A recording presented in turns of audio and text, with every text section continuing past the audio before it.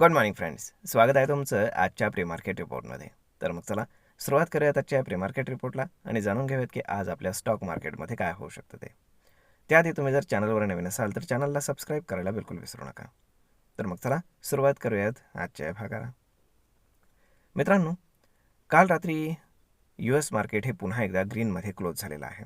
त्याच्यामागे basically reason असं आहे की US मार्केटमध्ये काल US त्यांचे जे काही राहिलेले डेटाज होते तर ते डेटा रिलीज करण्यात आले. यामध्ये Q3साठी त्यांचा GDP प्रोजेक्शन डेटा होता, तर तो बेटर दॅन एक्सपेक्टेड आलेला आहे.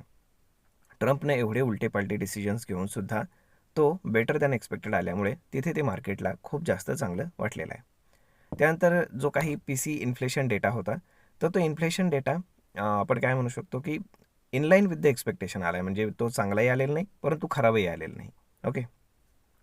त्यामुळे ती गोष्टसुद्धा मार्केटला आवडलेली आहे. कारण सगळ्यांचं असं म्हणणं होतं की ट्रम्पने एवढे उलटसुलट डिसिजन्स घेतल्यामुळे इन्फ्लेशन इन्क्रीज होईल, परंतु ते खराब लेवलवरती गेलेलं नाही आहे. इन्क्रीज झालं आहे, परंतु ते खराब लेवलवरती गेलेलं नाही आहे. त्यामुळे ह्या सगळ्या गोष्टी पूर्ण जगाला आपण काय म्हणू शकतो, एक रिलीफ देणारे आहेत.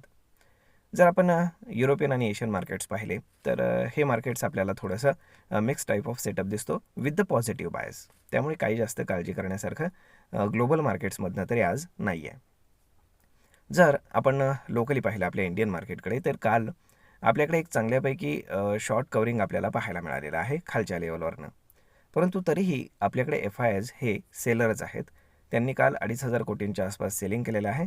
तर डोमेस्टिक इन्स्टिट्यूशन्सनं ऑलमोस्ट 4,500 कोटींच्या आसपास बाईंग केल्याचं पाहायला मिळतं. आता जर आपण लोकली जर पाहिलं तर आपलं बजेट जवळ येतं आहे आणि त्यासाठी थोडेच ट्रेडिंग सेशन्स आपल्या हातामध्ये आहेत. त्यामुळे फार काही जास्त आपण काय म्हणू शकतो की मार्केटमध्ये चाल बनेल अशी परिस्थिती नाही आहे. कॉल रायटिंग जर आपण पाहिलं तर 25,500ला खूप जास्त कॉल रायटिंग पाहायला मिळतं, तर 25,000ला खूप जास्त पुट रायटिंग आपल्याला पाहायला मिळतं. या हिशोबाने जर आपण कॅल्क्युलेशन केलं तर मार्केट हायर साईडला 25,500च्या आसपास जाऊन रिव्हर्स घेऊ शकतं, तर 25,000च्या आसपास मार्केटला एक सपोर्ट मिळू शकतो. या दरम्यान मार्केट ट्रेड करण्याची खूप हायली पॉसिबिलिटी आहे. तर अशा पद्धतीनं मार्केटमध्ये जर आपण गिफ्ट निफ्टी पाहिलं तर गिफ्ट निफ्टी इंडिकेट करते की market almost flat to positive open होईल. हार्डली 10-20 पॉईंट इकडे तिकडे. त्यामुळे तेही जास्त काही शो करत नाही आहे. परंतु आपल्याकडे बजेट हाच एक फार मोठा इव्हेंट आहे आणि त्या इव्हेंटच्या आधी कोण काय आणि कधी आणि कशा पोझिशन्स घेते ते पाहणं खूप जास्त गरजेचं आहे. त्यामुळे आता मार्केटमध्ये ते 2 दिवस आधी इकॉनॉमिक सर्वे येतो. 1 तारखेच्या 2 दिवस आधी येईल. त्यामुळे तिथे नक्की काय पद्धतीनं प्रोजेक्शन्स मांडले जात आहेत किंवा अजून कुठल्या सेक्टरला रिलीफ मिळण्याची पॉसिबिलिटी आहे, कुठल्या नाही वगैरे वगैरे, अशा बऱ्याचशा गोष्टी त्याच्यामध्ये आहेत. तर होप सो सगळं काही व्यवस्थित व्हावं हीच आपली अपेक्षा आहे.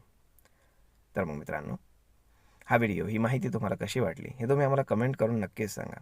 आणि जर आवडली असेल तर आपल्या जवळच्या मित्रमंडळींसोबत देखील हा व्हिडिओ तुम्ही शेअर करायला विसरू नका. धन्यवाद.